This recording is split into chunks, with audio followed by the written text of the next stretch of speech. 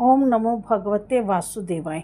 हरि ओम। आप सभी भक्तों को निर्जला एकादशी की हार्दिक शुभकामनाएं।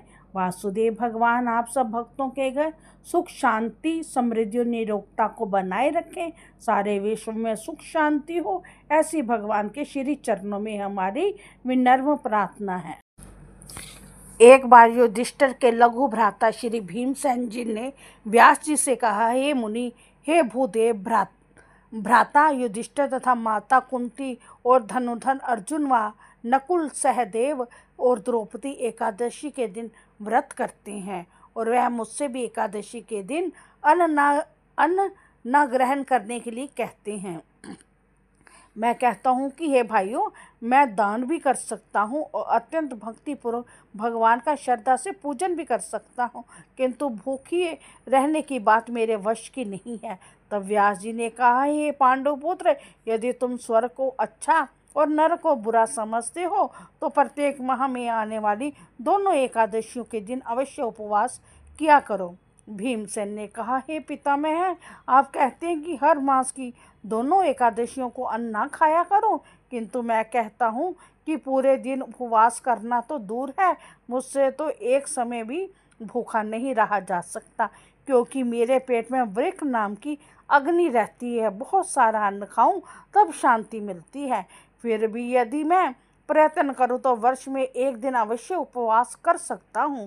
अतः आप मुझे किसी ऐसे व्रत को बताइए जिसके करने से स्वर्ग मिल सके। श्री व्यास जी ने कहा, हे भीम, बड़े बड़े ऋषियों ने तथा महर्षियों ने अनेक शास्त्रों की रचना की है।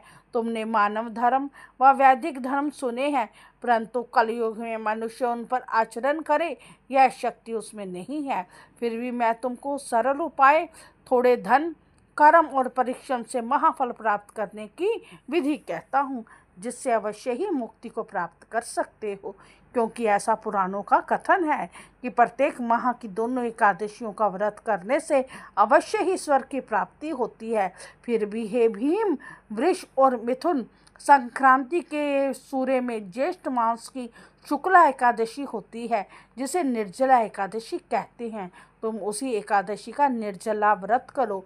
ध्यान रहे, एकादशी में जल का प्रयोग आचमन में इतना लें कि मात्र एक मासे के स्वर्ण के दाने डूब जाएं, इससे अधिक न लेना चाहिए, क्योंकि इससे अधिक जल प्रयोग करने की गणना मद्यपान में हो जाती है। और इस दिन भोजन ना करें, क्योंकि इससे व्रत नष्ट हो जाता है।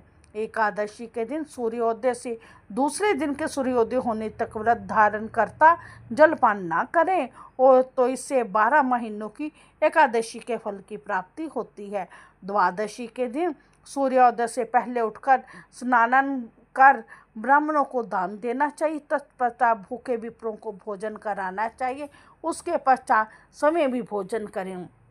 इस प्रकार व्रत करने का फल संपूर्ण एक वर्ष की एकादशियों के फल के समान होता है।